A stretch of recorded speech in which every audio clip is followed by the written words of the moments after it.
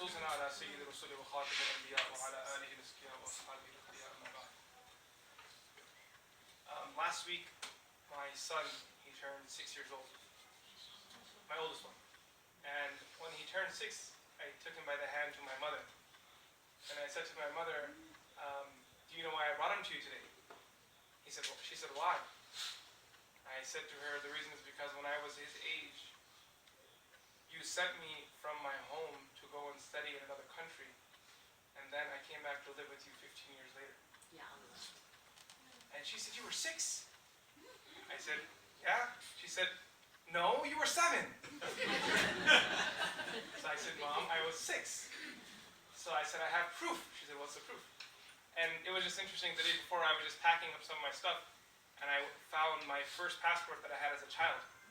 And I actually had the exact date. It was August 2nd, 1996, that I actually left my home to study. And the reason why I share that with you is because the journey of knowledge starts at a young age. And sometimes someone may underestimate the ambition of someone who may be sitting in their class, a boy or girl who's maybe 6 or 7 years old, thinking to yourself that what future is this young child going to bring? What change is this young child going to bring? And when I look back at my life and I think of the teachers who I studied with in those 15 years, I think to myself that there were those who trusted me and there were those who never had any trust in me at all, who were negative to me, who always thought of me as being another waste in class. And the people who trusted me, even though they were few, those people were the ones who really allowed me to become, or whoever I'm trying to become in my life. You know, I recall when I was in madrasa in England, there was an evening class we would have for revisions. All the students would gather together and they would all revise whatever the lesson was taught earlier on the day, and we'd learn what was going to be taught the next day. So during the review session, there were a few kids, we were all sitting together and we were all just playing. We weren't studying, we were all just messing around and just wasting time goofing around. So after class was over, after the review session was over, one of the senior students who was in the graduating year came to me and he said to me, Hussein, you need to stop messing around and start studying seriously. I said to that guy, why are you telling me? Why are you picking on me? What about all the other kids, right? Everyone else was messing around. I was messing around. If you have a problem, I'm going to tell everyone. He said, well, the reason why I'm not telling everyone is because those guys, they come from communities where there are so many scholars there that the chances are that once they become scholars and go back to their communities, their usage won't be that much. Because there was one city that he was in particular referring to where a lot of my friends were from. That particular city has over 150 imams. How many? And that whole city is probably the size of Irving. A small little city with 150 imams. He said, however, you come from a country and a place where there aren't imams there. And your community one day is going to need someone to come and guide them. So they have the opportunity to goof around. You don't have that opportunity. You need to do something today. So tomorrow you can become something. And believe it or not, Sheikh Nisar's words were the most powerful words of my life. I actually sent him a message the other day. I got his number from somewhere, and I called him and I said, hey Sheikh, I just want you to know that you were one of the most influential people in my life. He said, really? I listened to your lectures on YouTube. And I said, no, you were one of those people who really influenced me a lot in my life. So as teachers sitting here, you have to realize that the responsibility that's on your shoulders, the ability to do tarbiyah. I was talking with one of my friends the other day, and we were just reflecting, and we were talking about this idea of education. So in education, obviously, there's a lot of information involved. But that information can become overwhelming and dry, and students can very easily lose their motivation in studying. Unless there is a personal bond and a constant emotional reminder for them. You know, a constant uplifting for them. You know, where you kind of remind them the purpose. And you know when you graduate from Sunday school or Islamic school and look back at your life, out of all the most intense academic moments you had, or most intense study or debate moments you had, the moments that you'll remember most are those moments where your teacher tapped your heart. They said something that was really just for you. Or that moment where your teacher decided to break down life for you. Or that moment where your teacher became so real that tears began to flow out of your eyes because they were now speaking to you as an individual. And this age that our youth are going through, the truth is that most likely after they graduate, they'll never have the opportunity to be in an environment like this ever again. So if we as a team sitting here can't accomplish making solid leaders at the end of their time in our school system, it's very possible that unless Allah subhanahu wa ta'ala guides them or some other imam or something happens special in their life, that's just the end of it. That's just where they're going to be, and that's where they're going to be for the rest of their lives. There are no lack of stories of young men and women going through Islamic schools and then struggling with their life. There was one young man who came to me and he said to me, Sheikh, I've been struggling with my faith. I don't even think I'm a Muslim, right? And I've been like this now for 16 years. He's an older man now, he's married, he has some kids. I said, 16 years? What took you so long to go and talk with someone? Because he's from Chicago. In Chicago we have so many masajid and so many imams, and it's just, mashallah. So he said to me, well, I did try to speak about this issue with one of my teachers when I was 9 years old.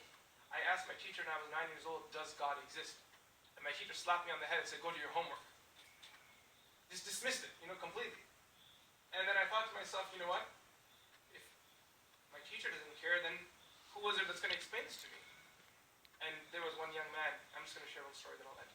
I was in St. Louis a few weeks back, and I was at the I was getting ready to go to the airport, and this lady calls me. She says to me, I need to speak to you. I said, I have a flight in 2 hours. If you can make it to the hotel lobby, maybe I can squeeze 20 minutes, we can talk. So she came to the hotel lobby with her son, and we were talking. In the middle of our conversation, she was in tears. This lady was really crying. I said, what happened, Auntie? She said, well, what happened was my son, who was a hafiz, he is the hafiz al-Quran, mashallah, a beard that could probably wrap around his waist 5 times, mashallah, mutawa, religious person, okay? And then he, not only that, he's actively involved in the MSA. He's actually the religious chair.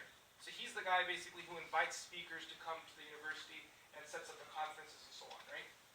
And she said that 2 nights ago, so I'm meeting her on Sunday morning, she said 2 nights ago, which was Friday night, my son went on Facebook and he posted that he was an atheist. So I know for many of us that probably didn't even faze us, who cares? But for a mother, I mean, her life is crumbling down. She's an old lady now. She's a single mother and she has now her child that's left Islam. So she said, Sheikh, I want you to talk to my son. And her son was there. I said, look, my flight's leaving very soon. I only have 15 minutes tops. And after 15 minutes, every minute that goes, I'm going to miss that flight. But I'm going to try to do whatever I can in 15 minutes. So I started talking with him. I started digging into this young man and just trying to find whatever I could to maybe fix or work on. And as I talked with him, I realized that his issue wasn't so much in terms of believing in God.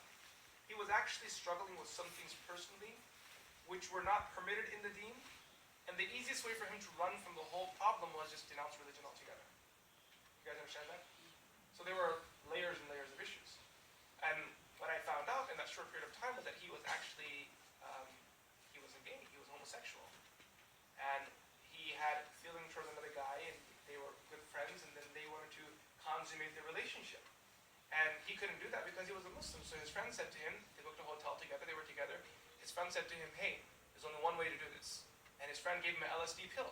He popped the pill, they had a relationship, he woke up in guilt and said, you know what, I'm not a Muslim anymore. He ran from the whole thing. So I'm sitting in front of this guy, and honestly, it's like, so many problems, okay? So I said, you know what, the one problem we have to figure out is your Islam. So in 5 minutes, I basically walked him through a few issues that were very important. And I said to him, look, for the sake of your mom and for the sake of yourself, you know you don't have any doubt in God. Let's just make a shahada here. And he reread his shahada in that hotel lobby. And I walked out of there asking myself that this young man, and he said to me that I asked many people about homosexuality, but they just thought I was talking about something because it was just another issue in the media. And it was something that everyone was discussing, so hey, I just popped the question. One young guy came to me after Jummah khutbah today. He asked me the most interesting question. He asked me the question, I dodged it, he then asked me a second question, and I was like, what is going on here? You know what he asked me? Literally right now, it's happening right now. He asked me, he said, Sheikh, what is Deoband? Right? I said, Deoband is a city, right? He said, no. He's like, no, what's Deobandis? And I was like, why does this guy even know this word, right? Because anyway, I don't want to go into what it is. And then I dodged it, I was like, you know, it's a city in the world, go check it out, get a tour guide, go out there, see the place, you might like it, okay? Then he says, what's Naqshbandi? And I was like, oh my God, this kid knows so much for this age right now, right? And these are ideas that are floating in front of him. And I didn't have time to sit here and talk about what Naqshbandi is, what this is, what that is, words that he can hardly pronounce or even spell. How am I going to sit and explain these concepts? But again, I'm just going to close with this thought right now. there are so many thoughts and ideas that are running through the mind of young men. Sitting with them, talking with them, clearing those thoughts is the best thing you can do. The best investment you can make is in people, because that's what really matters, right? And that, like I was saying in the khutbah, that's the best investment you can make, investing in people.